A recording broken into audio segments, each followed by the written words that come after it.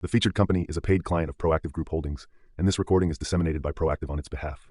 We're getting some new institutional names into Recon, writing sizable checks, and that's the sort of the balance we want to get going forward. So super happy about this, great beginning, and the company's funded for our operations for 2026. All right, welcome back inside our Proactive newsroom. And joining me now is Brian Reinsborough. He is the CEO of Reconnaissance Energy Africa, as we like, ReconAfrica, of course. And Brian, it's great to see you again. How are you? Wonderful. Thank you for having me once again. Yeah, well, big news out from the company that you've closed off your financing, just over $36 million, oversubscribed. Obviously, a huge success, Brian. Let's start there. Tell me a little bit about the financing and sort of what you're hearing from people. Yeah, it was very successful financing out of the chute for this year. We went out with a $20 million offering to begin with, and there was very, very high demand in the market for this. So we ended up increasing our offering and with a chute, which is an over allocation, and even that was over allocated. So from my standpoint, a very effective and important fundraise for the company. But also what I look at, not just the overall numbers, but the content within that. We're getting some new institutional names into Recon, writing sizable checks, and that's the sort of the balance we want to get going forward. So super happy about this, great beginning, and the company's funded for our operations for 2026. Brian, did you find that a lot of people are coming in because of the quality of the operations that you have and the number of jurisdictions that you have as well? It's not just supported on just one play. You've got a number of different ones going on. That's exactly right. We made a big pivot last year to diversify our asset base. Obviously, we've always been in Namibia. It's a big component of the company. We expand ourselves into Angola with the MOU. We're active in that. But also late last year, we did a big pivot into Gabon, going offshore. And not only do we like that asset from an exploration standpoint, but we like it from the development standpoint. There's a small field on there, which we like a lot. So we were now expanding into a diversified portfolio, and it allows me to allocate capital across the opportunity spectrum, which is what we want. And I think investors are liking that. They really don't want to have a single point failure company.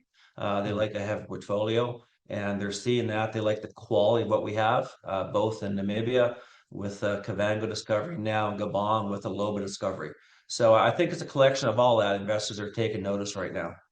Okay, let's talk a little bit about how you use this capital. I know you've got a big work plan for 2026 in all those areas. Why don't we start in Namibia? Talk to me a bit about what's going to happen there this year. Absolutely. Exciting time for Namibia with our Kavango discovery we announced late last year. We are proceeding to a production test as we speak. The guidance we're given is we're going to be on location, beginning operations by the end of the first quarter.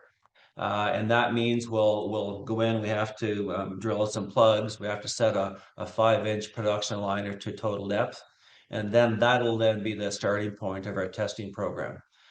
This production test is Namibia's first production test, as I mentioned before. It's a big deal, and really what we want to see is the deliverability of hydrocarbons from these reservoirs.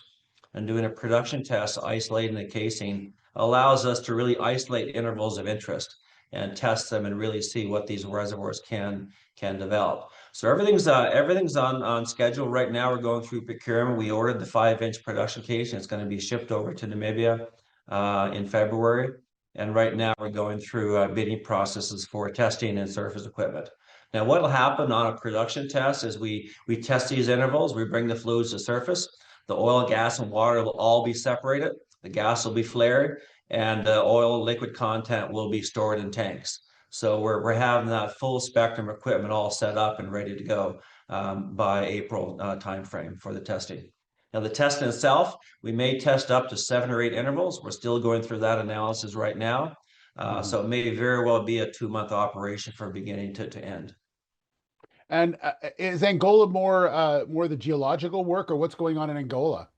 Yeah, thanks for bringing that up. Angola is the next phase of exploration for us. Obviously, we have a lot going on in Namibia with the Kavango discovery. We understand what that scale is. Angola is the next phase. We have an MOU there. Our teams are going to be in the field sampling oil seeps for geochemical signatures. And then we'll start planning a seismic program over there. These fold belts, as I've said many times before, when you find them, they have great aerial extent, and quite often they transcend countries. So we know the full belt goes into Angola, but we have to have a very disciplined exploration program to sort of find out the petroleum systems working there, and then find out where the geological features are via seismic. Okay, and let's get to Gabon real quick as well, because I know there's going to be some busyness there as well. Yeah, we have multiple parallel activities going on. That's why we did this raise, because I don't want to do things in sequence. You have to have things going in parallel.